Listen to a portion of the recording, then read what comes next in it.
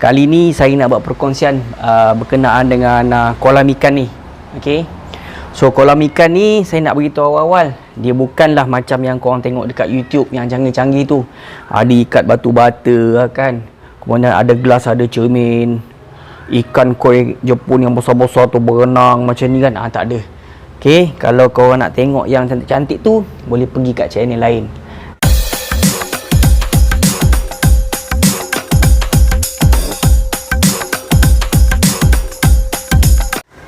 Assalamualaikum warahmatullahi taala wabarakatuh. Alhamdulillah kita bertemu lagi dekat dalam channel YouTube ni.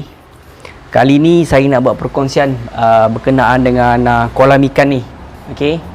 So kolam ikan ni saya nak beritahu awal-awal, dia bukanlah macam yang korang tengok dekat YouTube yang canggih-canggih tu. Ada ikat batu bata kan. Kemudian ada gelas, ada cermin.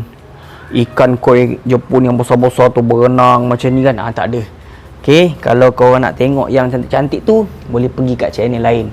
Yang ini, kalau korang nak tengok yang sempoi punya, yang simple punya, korang boleh tengok video ni sampai habis. Macam mana pembikinan kolam ni. Okey?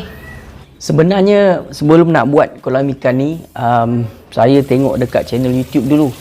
Tengok. Rupa-rupanya, memang ada dekat luar sana, diorang buat kolam tak perlu pakai simen pun. So sebenarnya kolam ikan ni dia menggunakan canvas, plastik canvas. Kalau korang tengok lori-lori yang badan dia kayu tu, yang dekat belakang ada macam canvas tu kan, itulah material yang digunakan. So saya tengok dekat YouTube lah macam mana dia orang buat.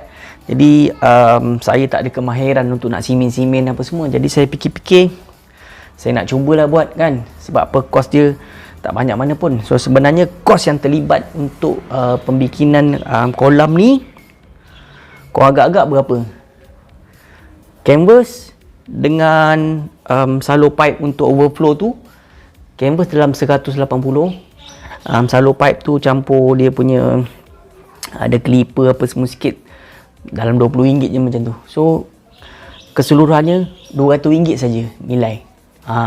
Itu belum campur masuk dia punya pump filter lah kan.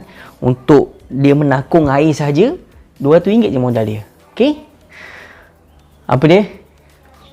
Batu-batu ni. Ni batu-batu ni. Ni batu yang besar ni kan. Batu yang besar ni, korang jangan cakap orang lain. Shh, diam.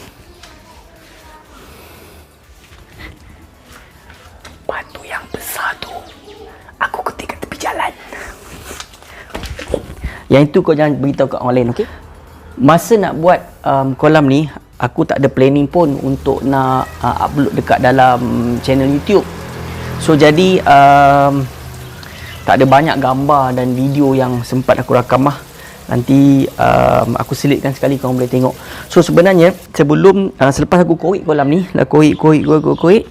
So dekat sini kalau tengok, selepas kita korek kolam tu, sebelum kita nak letak plastik canvas tu, kalau dekat YouTube tu dia akan letak lapisan macam span lah.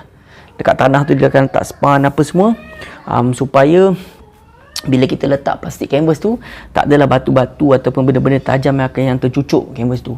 So macam aku, kalau korang tengok dekat sini, korang tengok apa benda yang aku letak tu. Okay, korang tengok.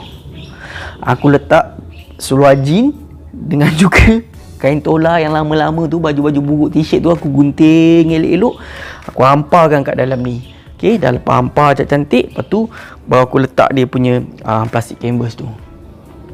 Kolam ni tak dalam sangat. Kalau dekat dalam gambar tu tengok, masa tengah buat, anak aku masuk dalam tu. Okey, dia masuk dalam tu, nampak paras leher tu. Tapi tak adalah dalam macam tu pun, sebab dia duduk. So kalau dekat orang tua, mungkin saya ingat lepas sikit pada lutut kot dia punya kedalaman dia.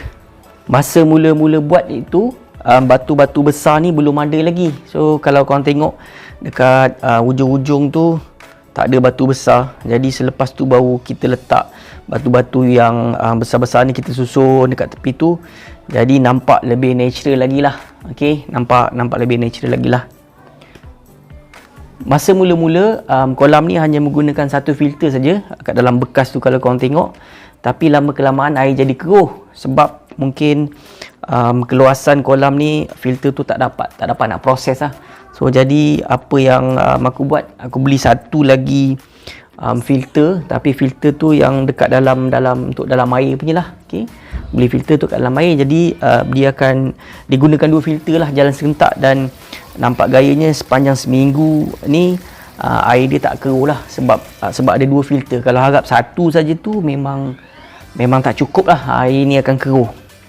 So okey lah, dengan bajet sekitar RM200 ni kan, ini je lah yang kita boleh dapat. So kita tak boleh expect lebih lah kan. Tapi alhamdulillah lah, pagi kan kita ambil makanan ikan tu, campak sini, tengok ikan-ikan makan kan, jadi kita pun kenang kan. Okey lah, ini yang bajet yang ciputnya. Kita nak ikat batu bata, nak letak ni, kita mungkin tak ada bajet lagi kat situ. So kalau you rasa video ni ada manfaat, boleh kongsikan video ni dekat orang lain, ataupun kalau korang nak cubalah buat kan. Yang penting kena ada minat jugalah kan, sebab nak cangkul tu apa semua kan. Kalau kau tengok renyah jugalah kerja dia, nak cangkul, lepas tu kau nak angkut tanah, kau nak pergi buang lagi apa semua kan. Kalau nak senang kau upah orang lah, kalau kau ada duit lagi senang lah kan. Ini kita cerita yang bajet yang paling minimumnya. Okay, so terima kasih banyak kerana menonton video ni. So saya minta maaf lah, saya buat video petang ni kalang kabut kan.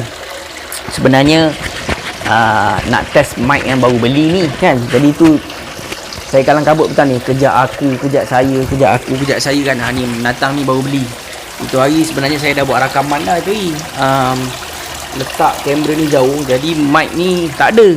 Jadi nak cakap macam mana tak boleh kan, sebab jauh sangat bukan kamera tu, so tak tangkap. Jadi dengan adanya menatang ni, nampak gaya lepas ni rajin-rajin nak buat video kan, sebab dah ada benda ni kan, senanglah kita nak buat video untuk outdoor. So terima kasih banyak lah, itu je lah perkongsian ringkas saya petang ni. Ok, Assalamualaikum.